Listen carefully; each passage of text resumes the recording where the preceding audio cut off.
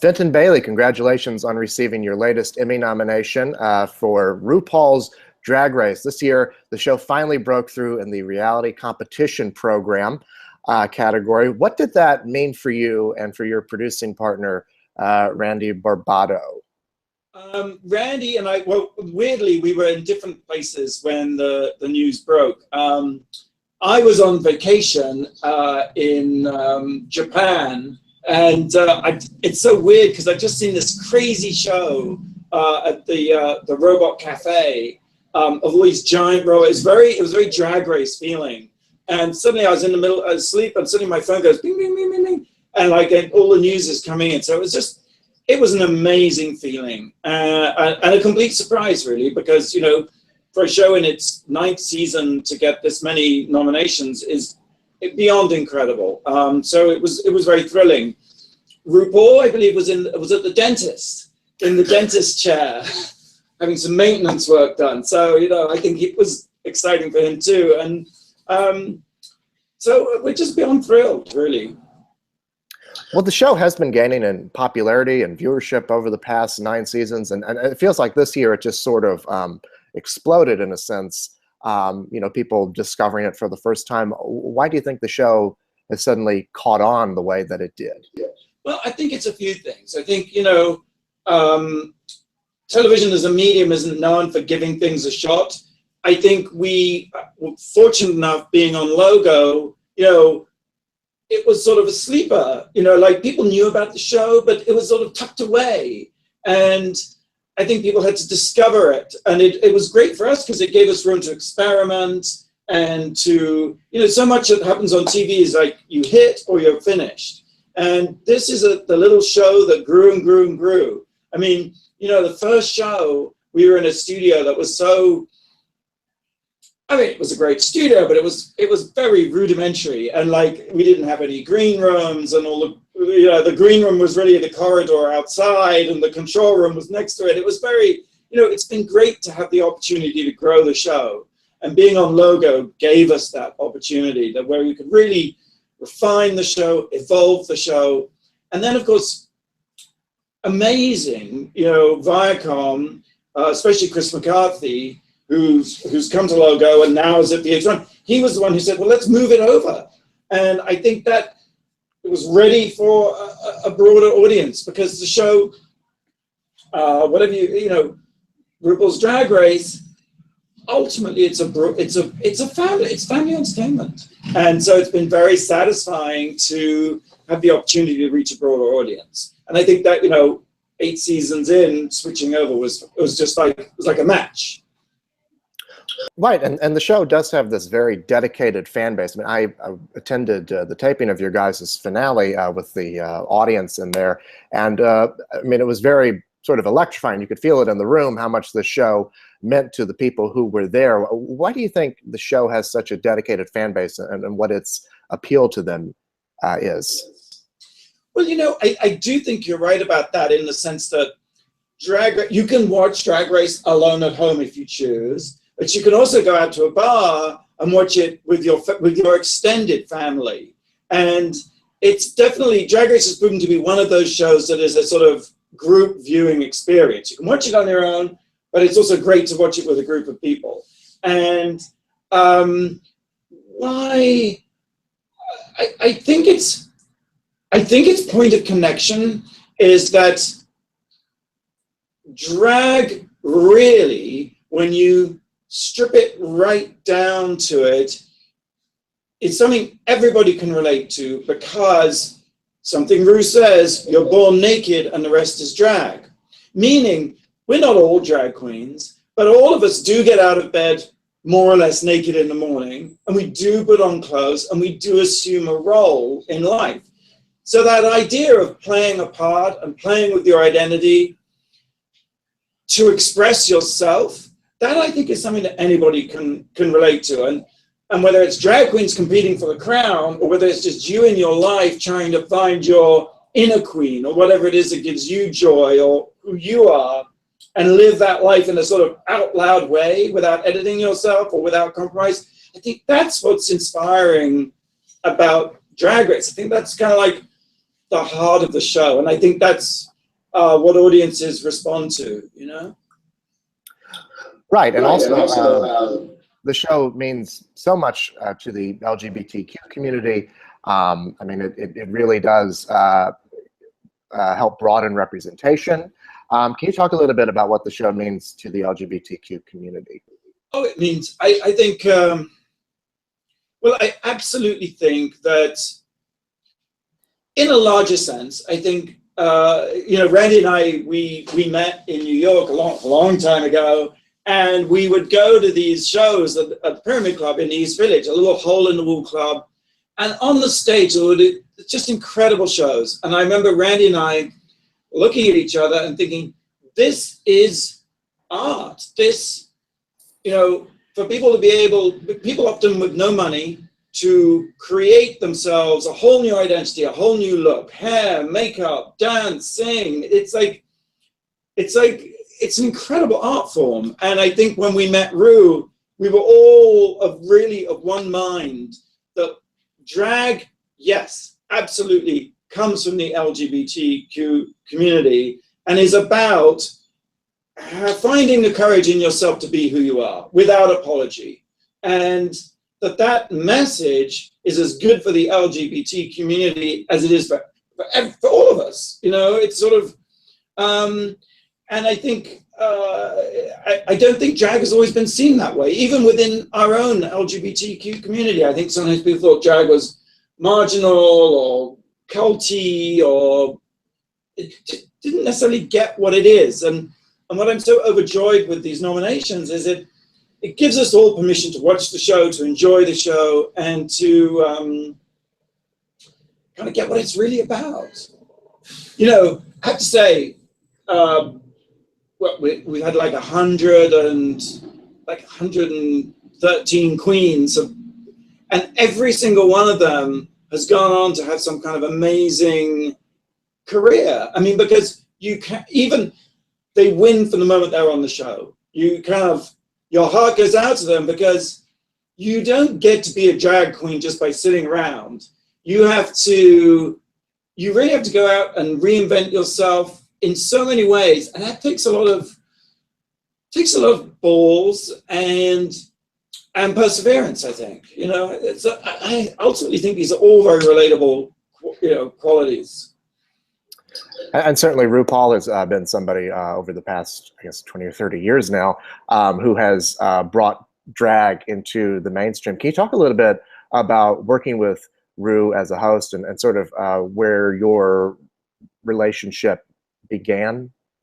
Well, yeah, Randy and I have known Ru for hundreds of years, and there's no question that the day we met Ru, you know, like in life, there are things that happen, and you just, in that instant, your life changes. You're like, oh my gosh, this is it. And Randy and I often laugh about it because meeting Ru was just a transformative, it was like, oh my God, here's a star. And Ru was someone, in many respects, fully realized that the Ru people see today is the Ru we met last century. You know, I mean, it was like it was in the 80s. And I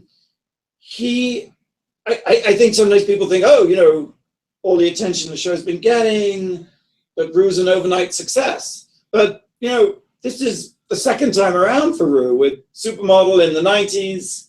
And I think the sort of, it's all about sticking around. And Ru himself talks about, you know, stick-with-itness. It's in this business of show, it's actually about sticking around and persevering.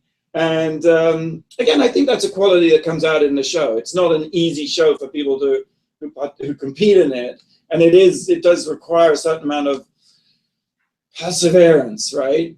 But Randy and I just saw Ru, and it was just one of those cosmic alignments. I know it sounds weird, but we were just like, I know Randy said, you know, he's a star, and it's just a question of waiting for the world to catch up. You know, Ru was wheat pasting posters of himself, and I remember the poster. It said, "RuPaul is everything." There you go. And certainly that all culminated last year when Ru won the Emmy for reality competition host. It's something that surprised a lot of people, except for myself, because I predicted it to happen. But I'm just curious what that meant for all of you guys involved, because it was sort of the beginning, too, of the show gaining in this new popularity and this new awareness. I gotta tell you, as a very wise soul that Ru is, and as a very seasoned entertainer, I have rarely seen him truly shocked to his core or truly surprised. I promise you that he was beyond stunned, that as we all were. But it was an amazing, it was a wonderful thing. I mean, and I think, you know, Ru says this all the time, that it's like, the thing about the show is he's you know, it's RuPaul's Drag Race, and absolutely he's the center point and figurehead. It's also a huge team. We say here, it takes a village, people.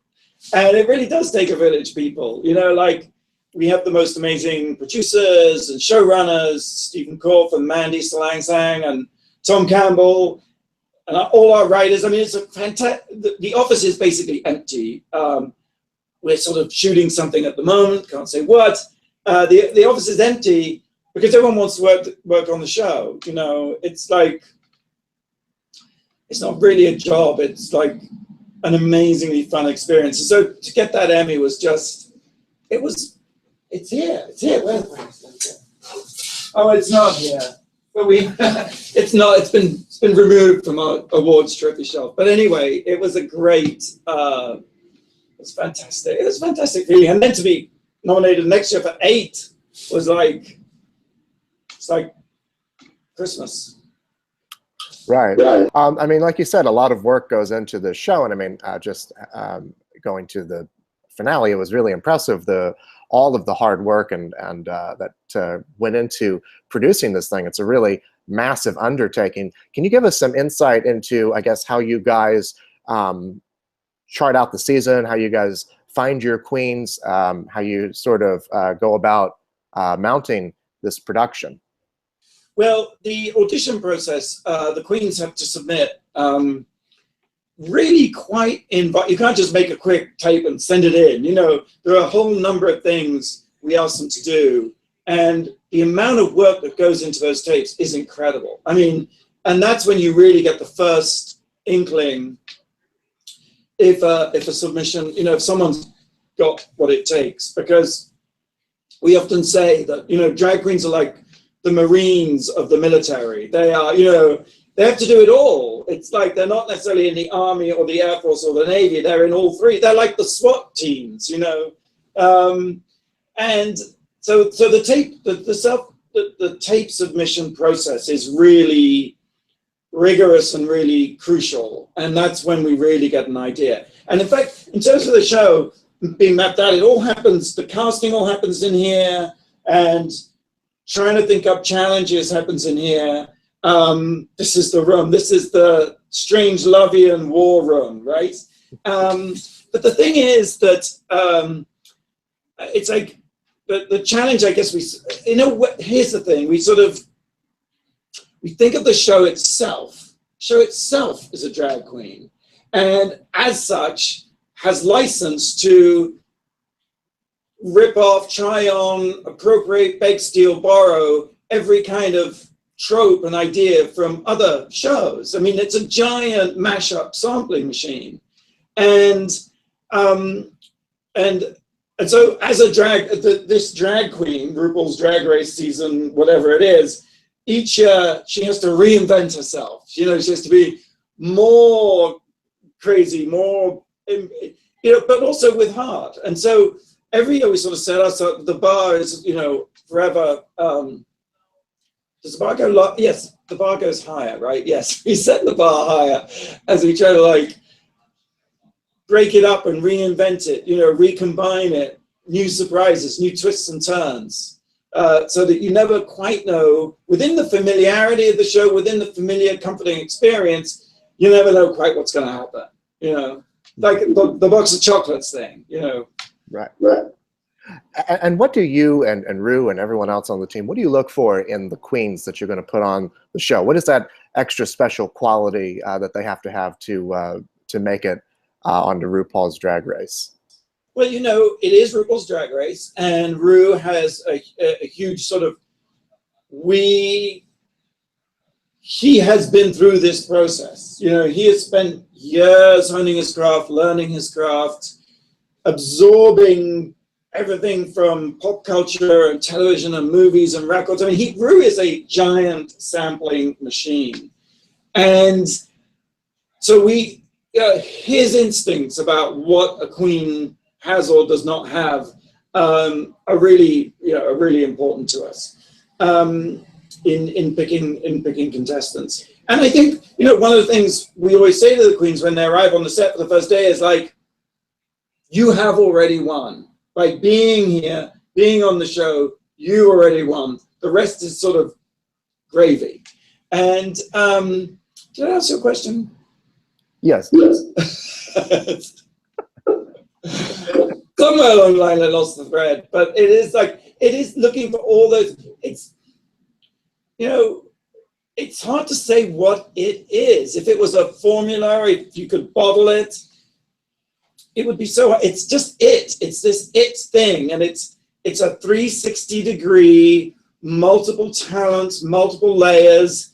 You know, it's really hard to define. But the fact is that any drag queen submitting a tape has been on a journey to get there, of courage, of self-assertion, of not caring what people think, of working hard, and all those qualities are so, you know, that's what we're looking for.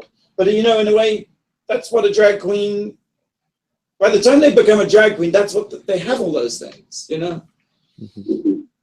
So I wanted to ask you about your partnership with Randy Barbato. It's extended through decades. You guys founded World of Wonder together, and you've produced a variety of shows and films. You've directed things together. Can you talk a little bit about what that partnership between the two of you is like, and the kinds of films and television shows and documentaries that you guys seek out to create?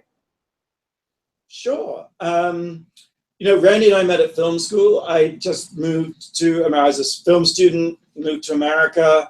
I literally ran into Randy the second day of classes, and he was wearing, I didn't have this show in England. I grew up in England, called the Brady Bunch, right? The Brady Bunch. Right, and he was wearing this t-shirt that said, that was hand painted. It was like, I'm sorry, I'm sorry, I'm sorry. I had no idea. What? I was like, WTF? Like, so I said to him, oh, cool t-shirt.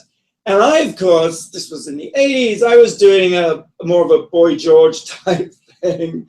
And I had these trousers with all these zips on, and I had hair. And he's like, oh, nice trousers. So that's how we met and became friends. And we just worked together ever since. And I suppose Randy and I feel that it's hard to direct, it's hard to produce, it's a hard business to be in.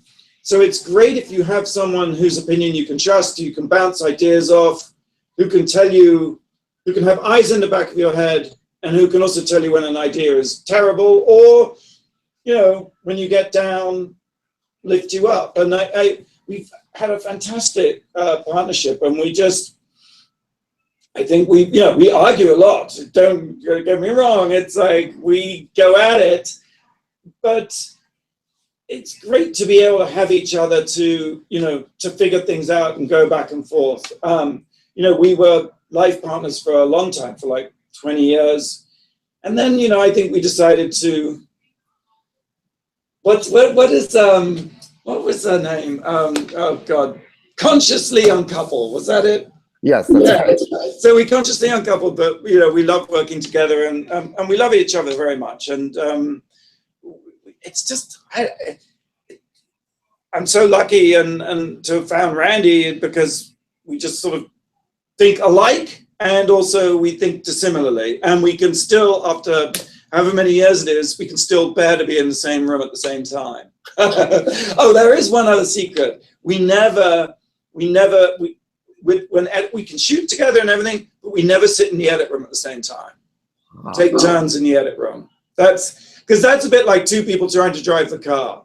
That's like, that has been the only time we need to, like, he does his thing and then I look at it and then I do, we work like that.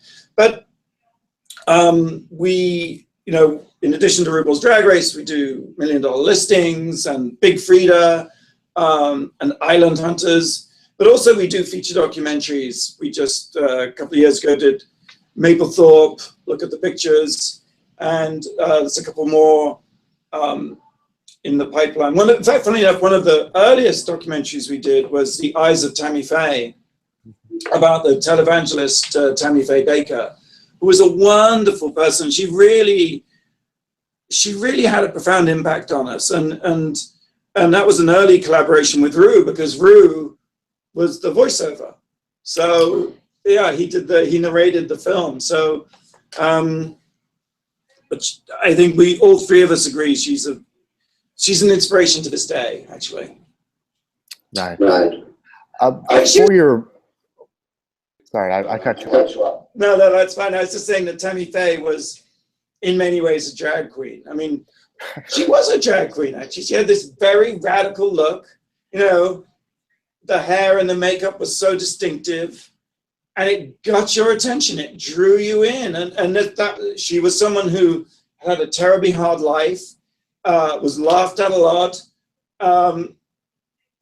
But, you know, she said, you know, Jesus takes a frown and turns it upside down.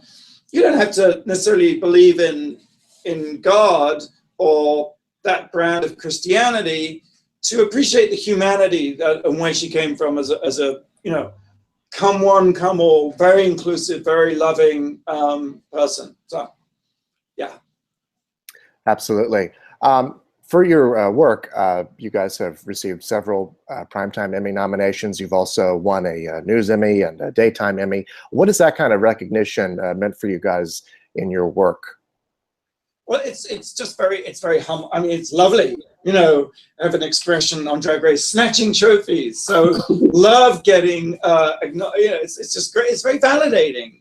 And, you know, to win an Emmy, to be nominated is amazing, and to win an Emmy is even more amazing. And I think what it does is it gives other people permission to access your work. So, you know, they may not necessarily have heard of a show or a film, but suddenly if it's got this sort of Emmy prestige to it, people will check it out. And so that's fantastic, because as a storyteller, all you're really trying to do is reach an audience. You know, I've never heard of a storyteller who doesn't want anyone to see their work or hear their work. And so it's really, you know, that's what it's about. And in fact, we got a nomination for Untucked, which is the sort of after show.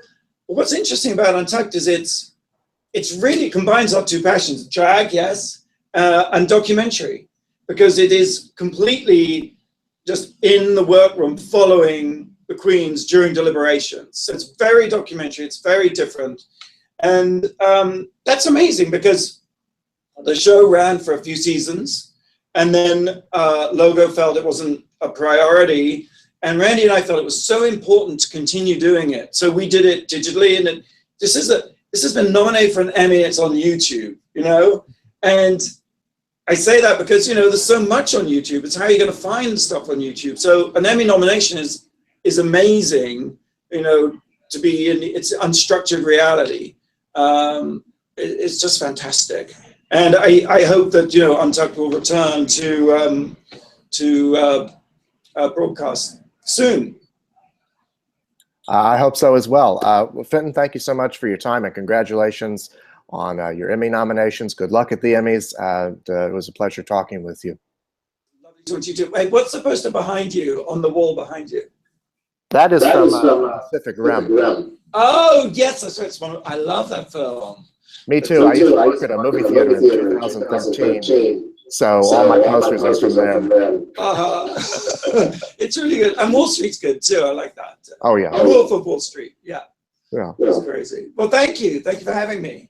You're welcome. Thank you for being on. Bye.